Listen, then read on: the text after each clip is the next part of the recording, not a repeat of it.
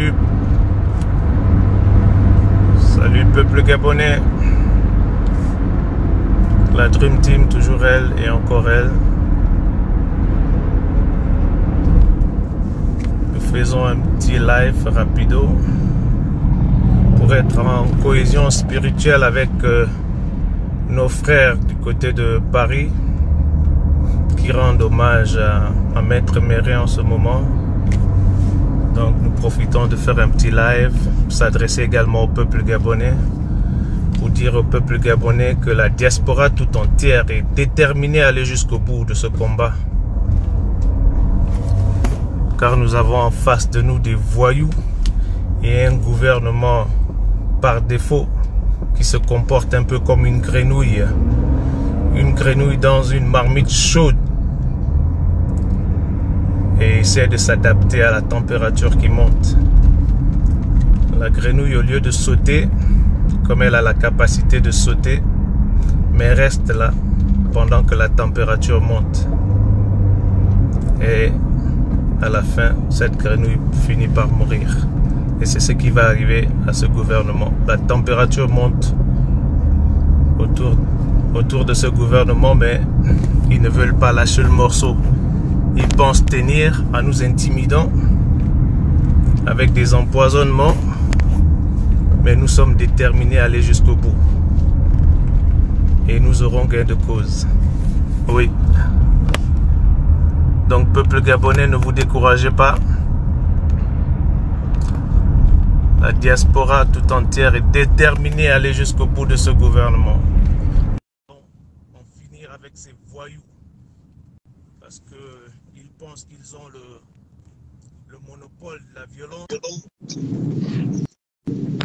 Mais nous allons prouver le contraire à ce gouvernement, que nous pouvons répondre également avec la violence. Alors sans plus tarder, peuple gabonais, je vais passer la parole à Franck Octane qui va s'adresser également à vous et soutenir nos frères du côté de Paris. Ok, merci beaucoup Alain Serge. Merci beaucoup Alain Serge. C'est un plaisir, un honneur pour nous encore une fois d'être avec vous et de pouvoir honorer Maître Méré avec nos frères qui sont partout, en particulier ceux qui sont en France.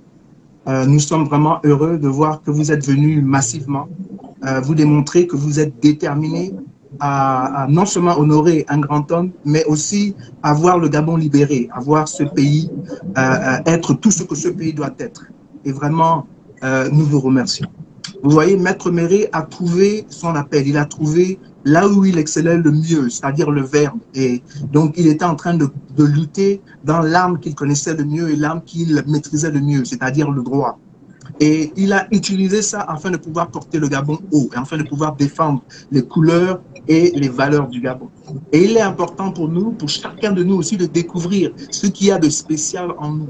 Et quand on le trouve, de pouvoir mettre ce don pour le service de la résistance, afin que nous puissions ensemble délivrer et libérer ce pays. Je suis déterminé plus que jamais. J'ai vu des Gabonais et des Gabonaises et des panafricanistes, des Africains qui sont venus pour honorer ce grand homme. J'ai aussi vu des gens qui ont bravé la pluie pour venir honorer Maître Méré et nous nous sommes profondément reconnaissants. Et nous voyons très bien que cette lutte-là n'est pas terminée. Je pense que le plus grand hommage que nous pouvons faire, c'est d'être déterminés à voir cette lutte-là jusqu'à la fin, de continuer à lutter jusqu'à ce que nous obtenons gain de cause. J'aimerais pouvoir dire que tout le monde peut servir. On n'a pas besoin de collège, on n'a pas besoin de diplôme d'un collège, d'université. On n'a pas besoin d'être un doctorat ou de savoir comment conjuguer ou de savoir bien parler. Ce dont nous avons besoin, c'est d'un cœur qui est plein d'amour pour les autres et pour sa nation. Nous pouvons tous faire notre part, même si nous sommes techniciens de service. L'essentiel, c'est qu'on le fasse bien. On le fasse tellement bien que les vivants et les morts doivent s'arrêter pour dire que, ah, là où la personne qui a nettoyé ce boulevard-là est une personne qui sait ce qu'elle fait parce que c'est un travail qui est bien fait. Donc, je veux vous encourager à ne pas vous décourager, mais de continuer cette lutte-là. Et j'aimerais aussi pouvoir vous dire, parce que c'est vraiment important, que oui, ceux qui sont en face de nous vont nous menacer. Ceux qui sont en face de nous vont tout faire pour essayer de nous arrêter. Mais cela ne doit pas être suffisant pour que l'on s'arrête. Nous devons aller jusqu'au bout. Ce combat-là, nous ne devons pas nous arrêter. Nous devons mettre la pression parce que nous sommes du côté de la justice et ils sont du côté de ce qui est mauvais. C'est nous qui avons raison et c'est eux qui ont tort. Donc si quelqu'un doit arrêter leurs activités, ce n'est pas nous, mais c'est eux qui doivent arrêter leurs activités. Et donc, même s'il arrivait un jour, que moi je tombe ou que quelqu'un d'autre tombe, ce combat-là doit continuer. Et il doit continuer parce que c'est pour le Gabon. C'est un combat que nos ancêtres ont commencé. C'est un combat que nos parents ont aussi fait. C'est un combat qui doit se terminer avec nous. Notre génération, nous avons la responsabilité de libérer ce pays-là. Et nous ne pouvons pas léguer cela à nos enfants. Nous ne pouvons pas laisser cette charge qui est difficile et qui est lourde à nos enfants. C'est à nous de libérer cette nation et de permettre à cette nation d'être tout ce qu'elle doit être pour tous ses concitoyens, pour tous ses enfants au Gabon. J'aimerais pouvoir remercier Hervé Mombo Kinga pour le travail bien fait. On nous dit souvent, oui, vous résistez parce que vous avez la bouche, parce que vous êtes seulement au Gabon. Hein? Venez au Gabon et nous allons voir ce que vous pouvez faire. Je veux remercier parce que je sais qu'au Gabon, il y a des activistes. Au Gabon, il y a des hommes, il y a des femmes qui luttent. Je veux en citer que deux aujourd'hui.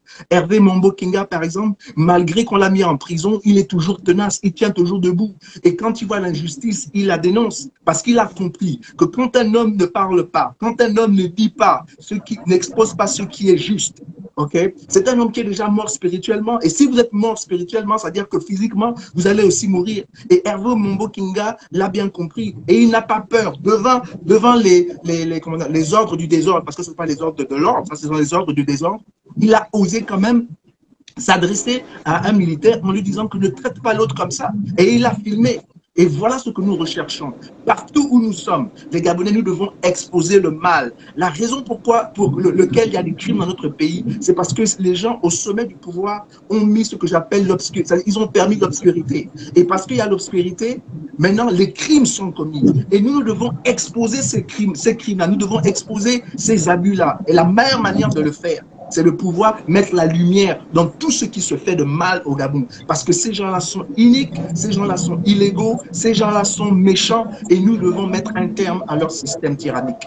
Et pour ça, il faut l'exposer. Et donc, j'aimerais pouvoir remercier et encourager le frère Hervé Mombo Kinga pour son courage. Il démontre encore une fois qu'il a bravé la peur. Et il démontre encore une fois combien de fois il aime le Gabon et combien de fois il aime les Gabonais. J'aimerais aussi remercier Bernard Rekoula qui fait un travail merveilleux. Quand il prend, lui aussi, il expose ce que ce gouvernement unique permet dans notre pays. Dans le monde, ils sont en train de parler de la température dans le monde, ils sont en train de parler comment dire ça, de vouloir réguler la population du monde, ils sont en train de parler de comment on peut faire pour assainir le monde.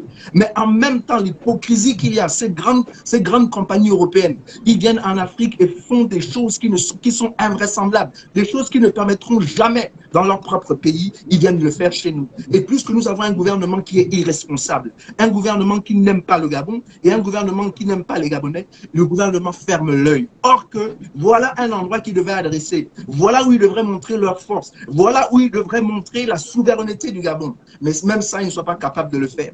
Alors nous avons notre flore, nous avons notre faune qui sont complètement bafoués. Et maintenant, comme Bernard, on a des poissons qui pourrissent, dès que vous les sortez de l'eau, ils pourrissent. Et on ne sait pas pourquoi. Ces poissons-là, des Gabonais les mangent. Et on ne sait pas quel effet, direct ou indirect, quel effet sera sur nos populations. Et moi, je pense qu'un gouvernement responsable devrait s'enquérir de pourquoi ces poissons-là meurent. Je me rappelle, il n'y a pas très longtemps, à Lambaréné, il y avait des poissons, la carpe, je crois, qui mouraient. Et eux, on a fait des enquêtes. Quelle est devenue cette enquête-là? On ne sait même pas qu'est-ce qu'ils ont découvert.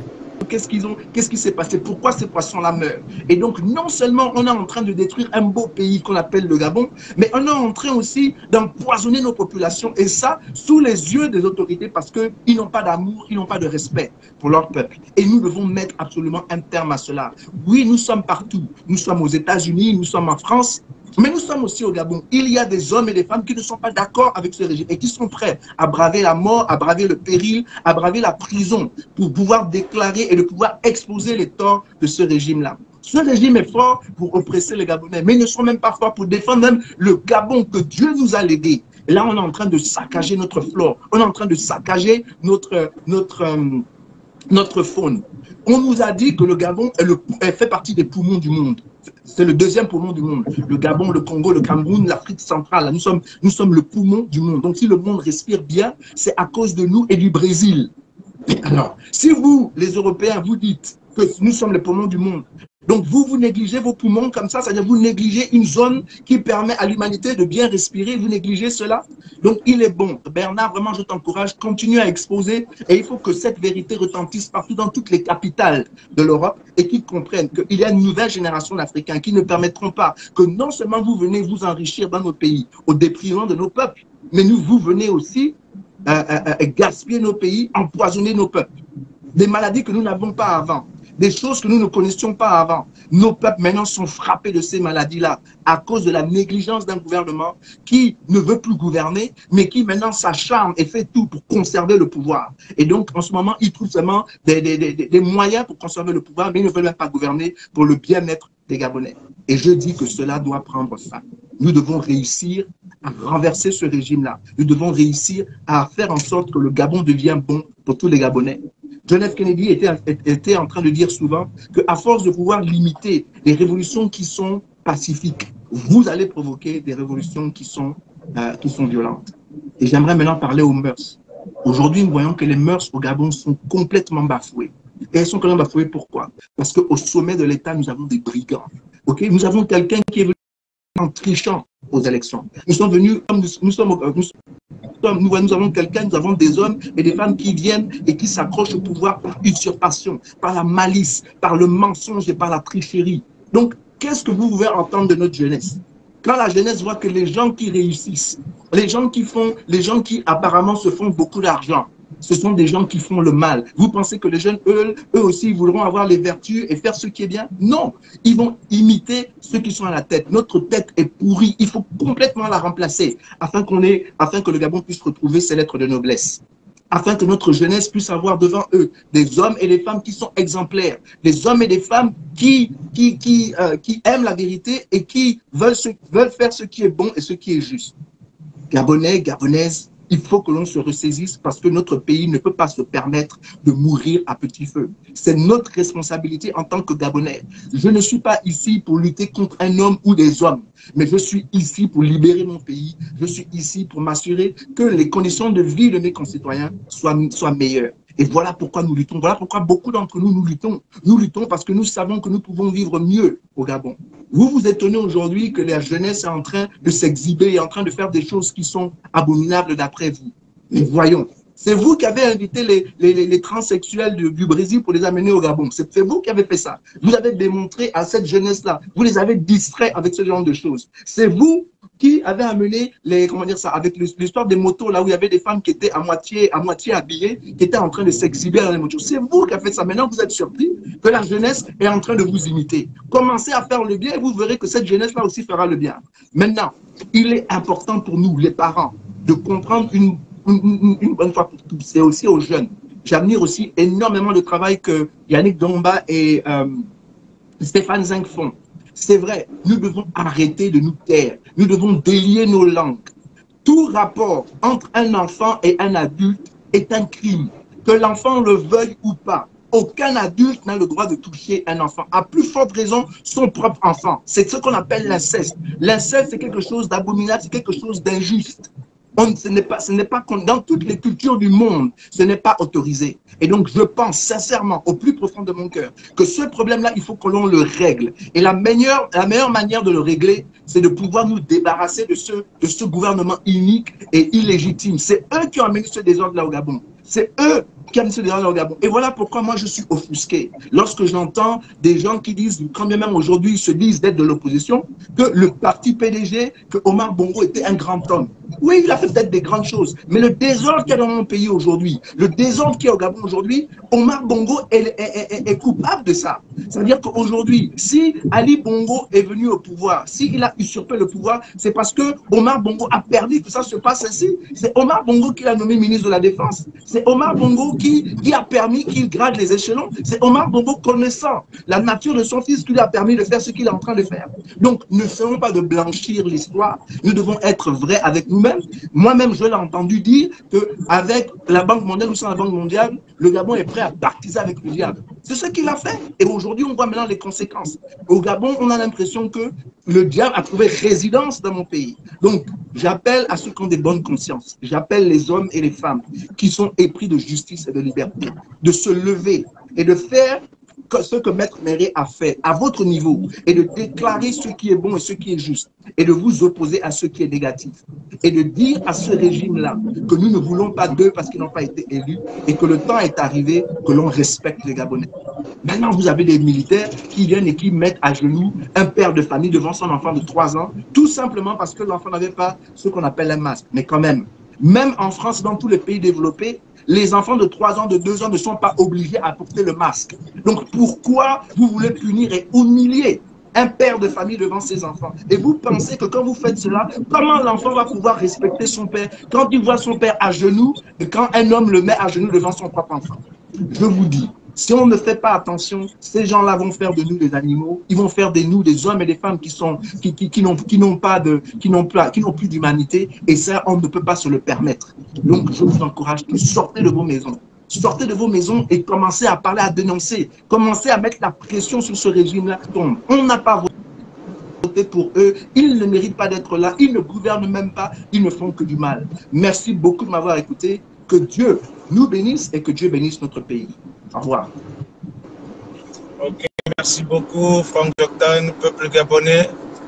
Focalisons-nous sur la libération de notre pays et nous devons redoubler d'efforts pour chasser ces perfides menteurs et trompeurs.